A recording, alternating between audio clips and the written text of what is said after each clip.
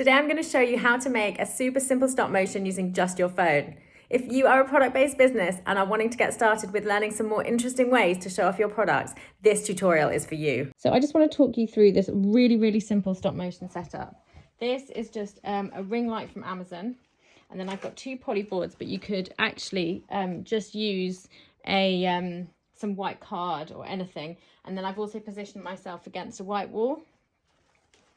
I've put some cheap coloured paper down from an art shop, and I've plonked my product in the middle, and this is where my phone will go. So that's it, pretty simple. The only thing that I don't like about these ring lights is that they can produce really hard shadows, and I don't like the look of these hard shadows that they produce. They don't look like pretty hard shadows, they're like quite ugly. So here's my hack. Toilet paper, not toilet paper, kitchen paper. I mean, you could use toilet paper if you would. I'm just going to wrap this round here and tape it on with some masking tape. Actually, even if you can get it to spread, that's even better, because that just creates an even bigger diffuser. So here I'm just diffusing this light basically so that it's not so harsh and that it doesn't give those ugly shadows. This can be done really roughly, as long as it doesn't fall down halfway through. It really does not need to be neat, and you just need to be able to see your phone when you're animating. So that has made a much nicer, softer scene for my animation.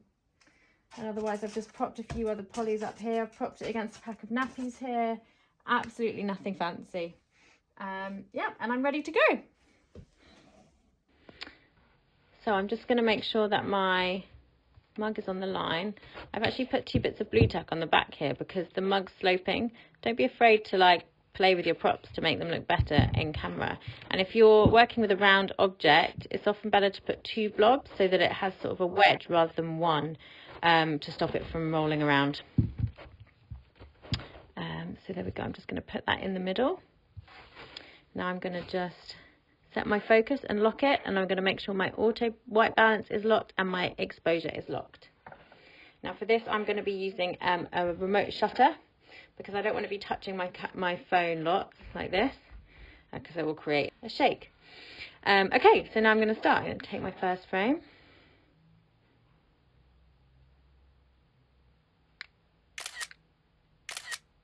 Ooh. I accidentally took it twice, but that's okay because I can go in and delete that later. Now I'm gonna animate this with ease. So I'm gonna start off really nice and small movements. Oh gosh, so it's just me nudging the light, which is clever. Try not to do that. Okay, small movements to start.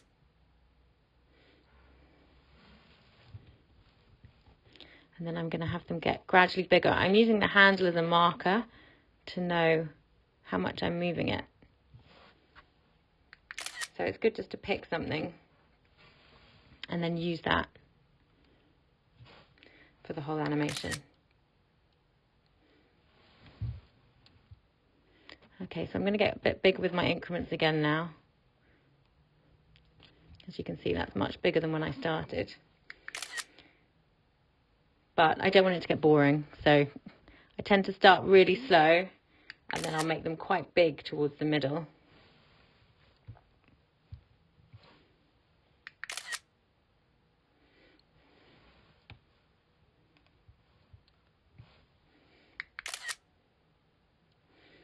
And we just keep going like this. So we're about halfway now, so we can make them really quite big.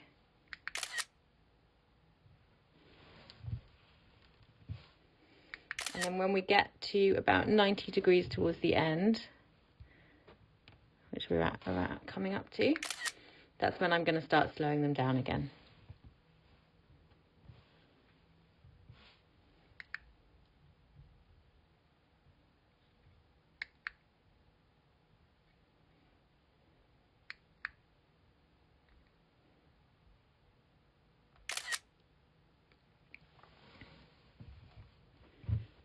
So that's starting to just reduce that distance.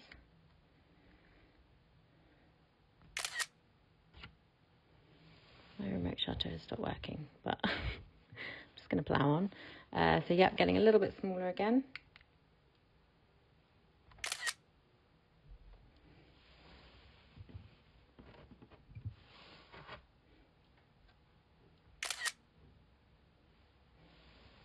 So I'm just keeping that still where it was.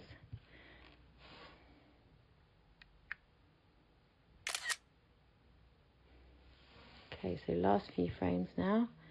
See, I'm just going to move it really slightly for the last few. And this last one here is going to be just sort of a nudge almost.